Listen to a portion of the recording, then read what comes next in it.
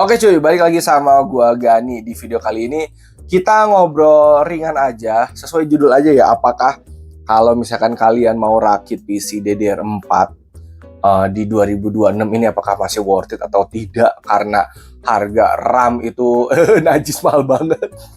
2 kali 16 DDR5 biasa 1,4, sekarang 6 juta lebih. NVMe yang biasa 1 tera Gen 4 di 800-900 ribu sekarang 3 juta. Kedepannya nanti infonya power supply katanya bakal naik, VGA juga katanya bakal naik, bahkan sekarang pun udah naik sekian ratus ribu. Ya, kita akan bahas sedikit apakah si DDR4 ini masih worth it atau tidak, teman-teman ya. Kalau misalkan kalian nanya ke gua, apakah gua masih punya PC DDR4? Gua masih punya, teman-teman ya. Di depan gua ada PC DDR4 i3 12100 polos ya, kalau 12100 polos apa 12100F gitu gue lupa, dengan VGA GTX 1650 Super. Bahkan laptop gue pribadi pun itu masih pakai DDR4 i5 Gen 10 sama 1650 Ti, teman-teman. Kalau kalian sering nontonin video gue, kalian udah tahu banget kalau rakitan gue mungkin dari pertengahan tahun kemarin sampai yang terakhir kemarin itu semuanya udah pakai DDR5, teman-teman ya. Karena memang gue selalu menyarankan yang DDR5 gitu. Kalau ada yang nanya, "Bang, gue mau rakit PC dong, enakan gimana? Apakah lebih baik kayak DDR5 tanpa VGA atau DDR4 dengan VGA?" Gue pasti akan jawab DDR5 tanpa VGA. Karena opsi upgrade-nya lebih tenang. Dan DDR5-nya pun spesifik di Ryzen AM5. Ini bukan berarti gue si paling Ryzen dan gak merhatiin Intel atau kayak gimana, teman-teman ya. Di gue juga gue ada kok Intel Ultra. Di sini juga tadi gue ada Intel G12. Jadi gue di rumah ada PC Intel, ada Ryzen, dan sama aja. Cuman memang untuk sekarang opsi upgrade paling masuk akal itu ada di Ryzen, teman-teman. Dan dari dulu pun kita tahu ya, dari AM4 juga Ryzen itu cukup panjang. Terus di AM5 juga ini cukup panjang, dari Ryzen 7000 ke 9000. Bahkan nanti yang Ryzen terbaru pun katanya masih AM5 juga, teman-teman ya. Kalau Intel kemarin itu di LGA 1700 masih termasuk panjang dari Gen 12 sampai Gen 14 ya. Tapi sekarang kan udah ada Intel yang baru, Intel Ultra LGA 1851 tuh, yang Ultra 200 series gitu. Nanti kedepannya Intel Ultra yang baru itu infonya sudah beda soket, pakai LGA 1954. Jadi kalau misalkan kalian rakit AM4 misalkan ya, Ryzen 5000, mentok upgrade-nya ya ke Ryzen 5000 guys. Mau ke Ryzen 7000 sampai 9000 lo harus beli motherboard, prosesor sama RAM. Itu rasanya kayak beli PC baru. Gue waktu itu pakai 56X B550 RAM DDR4 sama RTX 3050, itu PC pribadi gue waktu itu. Mau upgrade kemana gue bingung. Mau naik ke RTX 5000, aduh belum PCIe 5. Mau naik prosesor kemana, ke Ryzen 5000 lagi, itu prosesor keluaran udah 3-4 tahun lalu, teman-teman ya. Ending ya gue beli motherboard B850, prosesor 7600X, RAM 2x16 sama RTX 5000 series. Jatuhnya kayak beli PC baru, teman-teman. Itu kalau dari AM4 ke AM5. Terus kalau misalkan dari Intel Gen 12. Gen 12 udah keluar beberapa tahun lalu, 2020 berapa gitu gue lupa. Terus mentok upgrade-nya ke Gen 14. Kita udah tahu juga berita mengenai Gen 13, Gen 14. Kadang ada isu ABCD, kalian juga udah sering tahu lah itu. Terus misalkan kalian dari Gen 14 atau dari Gen 12 itu mentoknya upgrade ke Gen 14. Dari Gen 14 lu mau upgrade ke mana?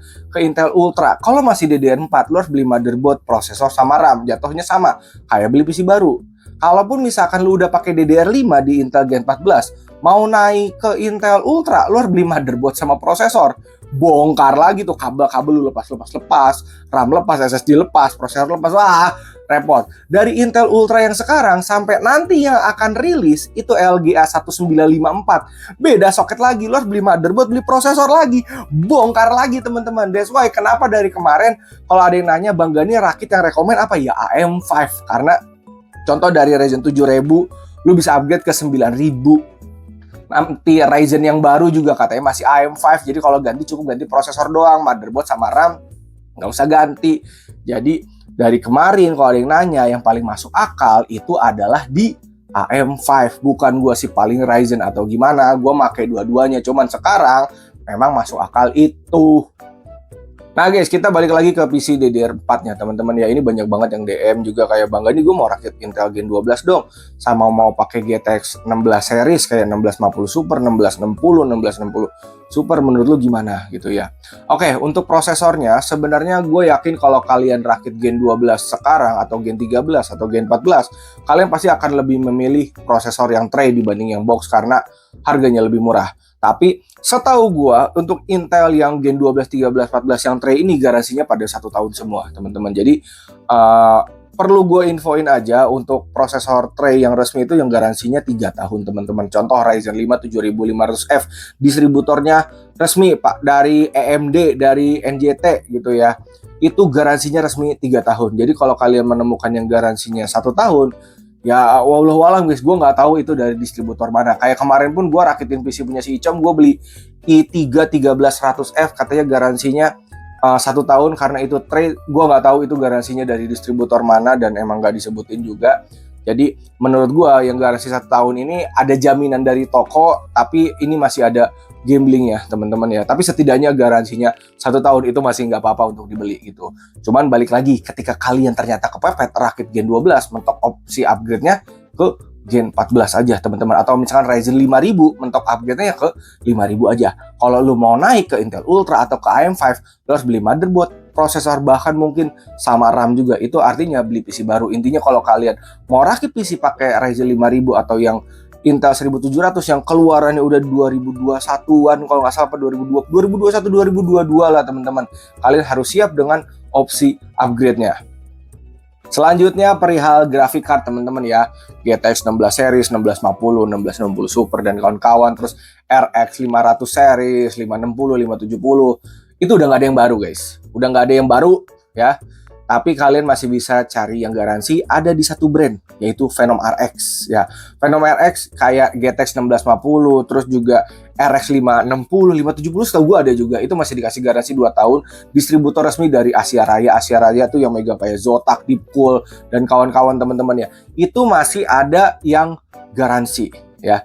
Tapi biasanya memang kadang yang baru garansi gitu harganya lebih mahal dan kalian selalu ngomongin refurbish bang kayak gitu bla bla bla bla bla bla bla bla.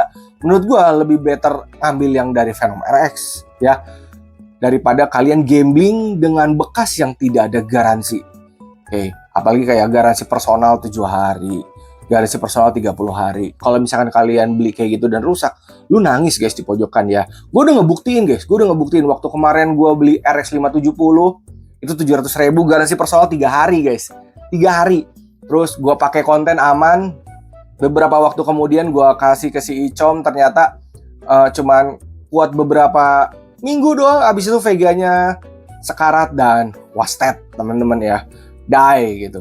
Nah, yang menjadi repot adalah ketika kalian udah ngumpulin uangnya susah gila-gilaan, berbulan-bulan kalian pakai ternyata apes, gak bisa garansi, lu cuman bisa nangis di pojokan guys kayak gitu. Jadi kalaupun misalkan kalian mau gambling, kalian harus siap dengan konsekuensinya ya. Nah, gua itu nggak pernah rekomendasiin second karena gua nggak mau ribut sama pelanggan gua gitu. Ketika ada pelanggan gua mau rakit ke gua, ya gua pengennya harus baru, harus garansi. Jadi kalau misalkan ada apa-apa, kita tinggal kontak distributor, dicek and recheck, ternyata emang bisa digaransi, terus VGA-nya ditukar baru, selesai. Kalau misalkan second gak ada garansi, ada trouble, udah berantem nanti guys. Nah makanya gue tuh gak pernah rekomendasiin itu ke kalian semua atau ke pelanggan-pelanggan gue. Kalau kalian misalkan mau beli second, silahkan gambling dengan diri sendiri teman-teman. Kalian harus siap, oh oke nih, gue beli RX 570 harganya 700.000. Ini garansi personal 3 hari nih. Berarti dalam 3 hari gue harus punya 700.000. Soalnya kalau misalkan ternyata apes, gue ada uang pengganti untuk beli VGA-nya lagi. Oke, yang menjadi repot adalah kalian udah ngumpulin uangnya susah, kalian beli, kalian apes dan bingung harus gimana, dan menyesal seperti orang yang paling rugi. Kenapa aku beli second, bla bla bla bla bla. Itu udah sering banget gue dapat keluhan seperti itu teman-teman. Nah guys, daripada saya yappingnya terlalu banyak, kita langsung cek and recheck aja ya. Langsung tes aja performa si i3 Gen 12 sama 1650 Super yang ada di depan gua ini. BTW, untuk PC yang gua ini itu sudah dirakit di 2021 kalau nggak salah teman-teman. Jadi memang pada saat itu gue beli komponennya baru teman-teman, dan sekarang garansinya sudah habis gitu. Jadi emang gue nggak jual, terus gue pakai di sini karena gue butuh PC di kamar untuk konten kayak live streaming juga. Jadi gue beli komponen yang itu pada saat masih baru dan garansi semua. Gue bukan beli second ya. Oke, kita langsung jajal tes apakah masih worth it atau tidak. Nah guys, ini dia PC-nya ya. Oh, ini yang kemarin gua rakit teman-teman, ada kontennya juga, nanti gua taruh di deskripsi ya. Ini i3 Gen 12, RAM DDR4, ada NVMe Gen 4, sama VGA-nya 1650 Super ya. Kita nyalain ya. Oke, BTW ini untuk VGA 1650 Super-nya, ini udah lebih lama dari si motherboard dan prosesornya. Itu VGA GTX pertama yang gua punya teman-teman ya. Dan di sini memang gue konekinnya ke TV teman-teman. Jadi gue kadang suka live streaming di kamar ya. Dan ini jadi monitor keduanya. Oke. Dan ketika kalian balik lagi ya punya PC DDR4 ya, untuk nyalainnya masih cepet-cepet aja teman-teman untuk masuk Windows-nya ya. Jadi masih fine-fine aja. Secara performa mah ya masih enak-enak aja teman-teman. Cuma balik lagi nyari yang baru dan garansi itu mungkin rada susah untuk si komponen lainnya kayak VGA dan kawan-kawan ya. Kalau untuk si prosesornya masih ada juga sih yang jual dusnya, tapi biasanya orang-orang akan lebih prefer untuk beli yang tray garansi 1 tahun gitu. Oke guys, di sini gue udah buka 2 aplikasi ya, CPU-Z dan GPU-Z buat lihat speknya. Tapi sebelum ke situ, ini gue sekalian ngejawab pertanyaan teman-teman ya. Banyak yang DM kayak, Bang Gani, TV dijadiin monitor boleh nggak? Boleh, tapi lu tahu diri gitu. Kasih jarak 1,5 meter sampai 2 meter. Nanti kalau misalkan deket, kayak misalkan TV-nya lu taruh di meja, jarak lu antara TV sama mata lu 30 cm, mata lu siwer guys. TV itu pixelnya gede, makanya harus jarak jauh. Kalau monitor pixelnya kecil, jadi kalian bisa lihat dari dekat. Kalau bisa TV kalian dekat, keblinger mata kalian guys. Jadi gue juga masih pakai TV kok, cuman jaraknya jauh aja gitu teman-teman. Dan TV biasanya mentok di 60 Hz, kagak enak kalau buat main kayak Valorant kayak gitu-gitu, atau game tembak-tembakan yang butuh hertznya tinggi ya. Ini buat sebatas ya udah nampil aja ya. Dan di sini pun gue ada monitor portable juga yang memang kadang gue suka bawa kemana-mana buat jadi second monitor. Kalau misalkan kalian perlu, nanti linknya gue drop di deskripsi ya. Oke, balik lagi ke sini teman-teman ya. Di sini udah kebaca ternyata prosesornya gue pakai i3 12100 polos teman-teman ya, 4 core 8 thread sama 1650 Super yang Zotac ini teman-teman. Gue beli dulu banget ini 4 GB ya untuk si VRAM-nya ya. Sama ini untuk RAM-nya gue pakai 2x16 speed 3200 ya. Dan untuk RAM kalian masih bisa cari yang baru, RAM juga garansi seumur hidup. Terus untuk prosesornya yang baru 3 tahun juga ada teman-teman ya, tapi pasti kalian akan lebih milih tray yang lebih murah harganya. Tapi balik lagi garansinya cuma 1 tahun. Oke, jadi kalian harus punya backupnya. Anggaplah prosesornya 700.000, garansi 1 tahun ya, si 12100F gitu, 13100F. Berarti kalian harus punya 700.000 dalam 1 tahun. Harusnya sih bisa ya. Jadi kalau kalian mau ngambil tray yang garansi 1 tahun buat Gen 12 ya, menurut gue masih fine-fine aja. Untuk VGA-nya ini balik lagi cari aja yang merek Venom RX, karena menurut gue yang garansi 2 tahun cuma itu. Karena sisanya menurut gue nggak ada yang baru. Dan kalaupun nyari yang masih bekas garansi, mungkin masih ada tapi sangat susah teman-teman ya. Jadi harus banyak pertimbangan menurut gue kalau kalian mau ngambil DDR4. Intinya kalau lu ada dana, lebih baik ngambil DDR5 gitu. Oke, sekarang kita langsung masuk testing aja ya. Oke guys, untuk testingnya di sini gue hanya akan testing Cyberpunk 2077 aja ya. Settingannya di sini 1080p dan defaultnya yaitu low ya. Scalingnya pakai AMD Fidelity FX Super Resolution 2.1 ya. Di sini ray tracingnya nggak bisa dinyalain karena emang nggak ada ray tracingnya teman-teman ya. Bawaannya low di sini. Tapi gue mau coba naikin jadi high ya. Habis itu kita apply dan running benchmark.